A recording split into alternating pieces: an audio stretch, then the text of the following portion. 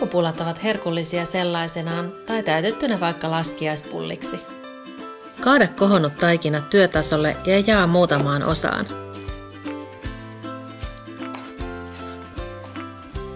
Vaivaa ilmakuplat pois.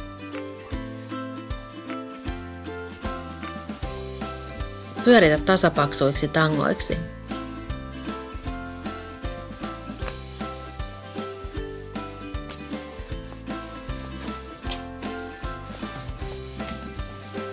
Leikkaa tangot paloiksi.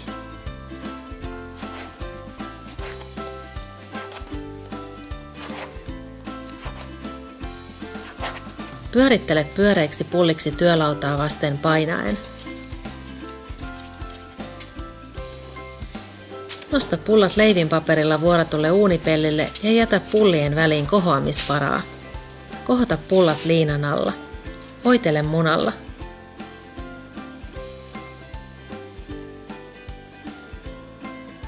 Ripottele pinnalle raesokeria. Paista 225-asteisessa uunissa noin 15 minuuttia.